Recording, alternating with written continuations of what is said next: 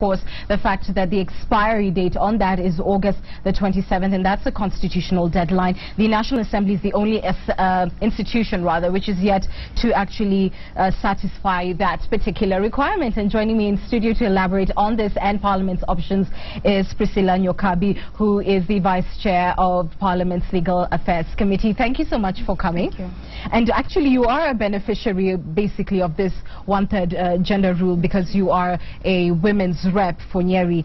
Tell me, what are some of the proposals that your committee is considering in terms of beating this constitutional deadline? We've received quite a number of proposals from the National Gender Commission-led team, which brings together the Attorney General's Office, the Devolution Ministry, the Kenya Law Reform Commission, Federation of Women Lawyers, a lot of bodies that have sat through various options. When they came, they had like 11 proposals, including the very controversial ones of marking constituencies for women. But when the committee met in Mombasa, we agreed on 3 as the top ones. One of the most preferable ones is the party list. That we have the 290 constituencies. At worst, they would elect all men. If that happens, and then you have the 12 nominated seats, again at worst, if, for example, every party brought in just one person, 12 parties, then you would have 12 men. In that very worst case scenario, then you would need 151 women to make the House 2/3 gender compliant. And then we have the 47 women representatives, myself included, in that category. So you'd have 151 minus the 47, and then you would have to nominate 1 or 2 women. But that is like the worst case scenario. The scenario we have right now, the current Parliament, has 68 women from the 47 women representatives, 16 elected at constituency level, and then 5 brought in by the parties in the nominations. So we have 68 women. So in this current Parliament, we needed 117 women to make the 2/3 gender compliance. Then we have 68, so we would have needed 49. So that's the current scenario. But the committee is also working at a best case scenario where in the 290 we have more women elected. And when we had discussions in Mombasa, we were looking at having election monitors. One of the things that is making women not contest is the environment. A lot of insults, a lot of violence, a lot of harassment. Remove all that, put in election monitors and give IEBC power to really make sure that the environment is safe. And then 2 was to force parties. Every single party that is going into elections has to make sure that its own list of candidates has 2/3, so that URP and TNA and Jubilee, if we go in as one coalition, CORDS, everyone, every other party would have to make sure that its own list of candidates already meets the 2/3. And we're also proposing a gender fund that the women who would run on the 290 would then get assistance, because again, the other reason why women don't get elected is money. In that case, we are hoping that as many as 50 women can then be elected out of the 290. Then you still have the 47 women representatives, and then you have in the nomination list the 12. We want every party to start with the name of a female. So that if the 12 parties have a slot to nominate in Parliament on the special interest, then they would nominate special interest of women, even if it's a young woman, if it's a woman with a disability, if it's a woman from a minority community, but then we would have more women on that category as well. But then the point of the 177, the same that they have in the county assemblies, is that sometimes you can put all these measures and women still don't get elected. So we're still hoping to have another provision allowing, if in the event that women are not elected, there would be top-up by the party list, but have a law. Again, there's been a lot of abuse on nominations. People have nominated women in the wrong style, and there's all these abuses of nepotism and family relatives and all that. So we need a law, not just for the National Assembly, but also for the county. So that's the one formula. But then the other formulas were also unproportionate. Nairobi, for example, has 17 constituencies. Have maybe 4 to 6 women elected in Nairobi County, which is the largest in the country, and then keep proportionate depending on the size of the county. Clearly a lot of proposals that you have to consider, yet this is happening at the same time when the chair of your committee has already published a bill, I think it's already sailed through the first reading, that basically proposes to put this date off indefinitely. There isn't a specific date by which this 1/3 rule should be met. How do you reconcile the proposals that you're currently considering and the fact that the chair of the committee has already fronted a bill that says something quite drastic?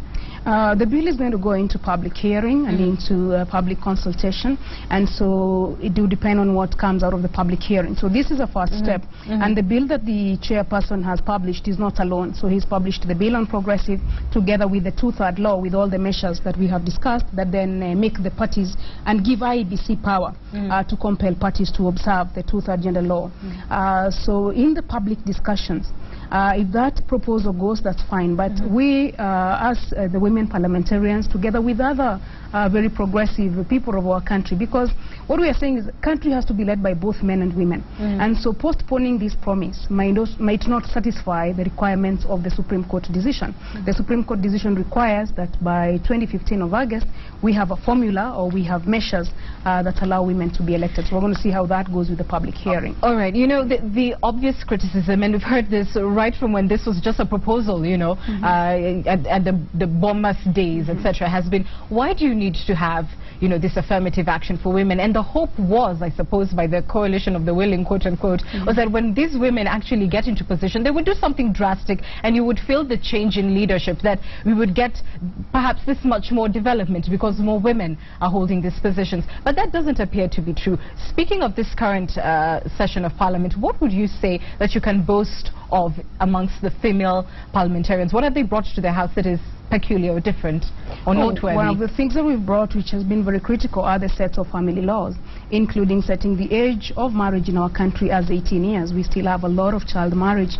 We still have a lot of teenage marriage. And we didn't have recognition of customary marriages properly within our legal system. In any case, we had this dichotomy where a man lives monogamous, and then when he's dead, he's polygamous. And so the set of family laws have come in. I want to say that those laws have been coming to Parliament since 1968. The first task force was set up by the father of the current president, Jomo Kenyatta, to look at family law. So since 1967, because of a house predominantly male, those laws couldn't pass. So we have them now, the Marriage Act, the Matrimonial Property Act, and even more importantly, the Protection Against Domestic Violence Law, which was just recently passed by Parliament. We also see an improvement in budget allocations, a lot more interventions coming in from the women members on the National Gender Commission, for example, on health, on education, on a lot of family issues, including what we are now calling the Affirmative Action Social Development Fund, that allows a look at some of the marginalized groups and bringing them into the economy and helping them to come and practice properly.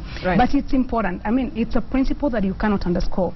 Our country for 50 years has been led by largely male. See where we are. See where we are with corruption. See where we are with tribalism. See not too much to show for it. Is that what you say? A final question to you, because I'm told we're out of time. You know, there has also been the argument among the women who have actually gone out and actively campaigned, contested the seats, and were elected on the basis of quote-unquote meritocracy, that, you know, those who come in through affirmative action sort of belittle the ability of women, you know, to just get out there and rough it out and win on their own. Your thoughts in terms of why you think Kenyans may not be necessarily voting in women aggressively, at least by the last election, and why in 2015 it is still necessary to give women a bit of a heads up? One is the patriarchy. We are still in a country and in a setup which is men first and women later.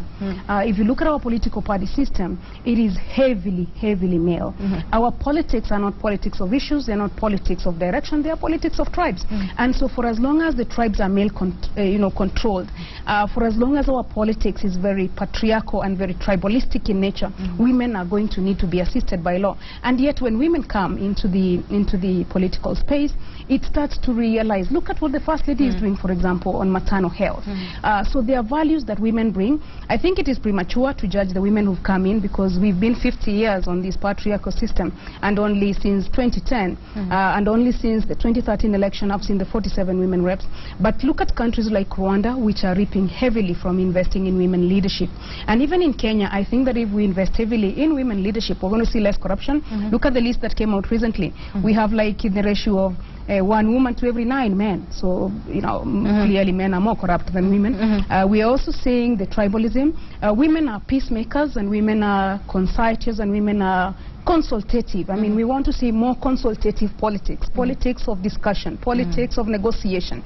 Sometimes women have those skills a lot better than men, but in the end, we are saying that men and women must both be in leadership. And if women then need affirmative action for them to get to where the men are, I think that the Constitution already says that, so we will be proposing a no postponement policy, that in the next Parliament, the 2017 Parliament, we see 1/3 gender rule observed, and not just in the Parliament, we also in Senate, in the speakers, in the governors, in the executive, in media houses, in business and trade, and would you actively, in education, everywhere. Would you actively run for that seat instead of seeking a nomination 2017? We are saying, in terms of I'm talking about you. Luckily, I'm already elected, so I will run for my seat again. You'll run for your seat again? I will run for my seat again. And remember, even in the women rep seat, we have to contend with geography. We run in counties, so it's not like we get a free seat. You are an MP of 6 constituencies as opposed to a male member of parliament who sometimes is an MP in one constituency. But what we are saying to Kenyans is women and men are both important. None is less important than the other. There are values that men bring and there are values that women bring. If the Constitution needs us to help women and other marginalized, remember youth, persons with disability, to come to a place of decision making, that cannot be a bad principle. And with this new Constitution, we are looking for an equal society. When you come to Kenya, you want to see the face of Kenya. Men, women, youth, you know, minority groups, everyone. So we'll still be asking that that principle is observed. Lovely speaking to you. Thank you for coming in this evening. Thank you again. Time for us to take a break, and we're back with more news after these messages. To go away.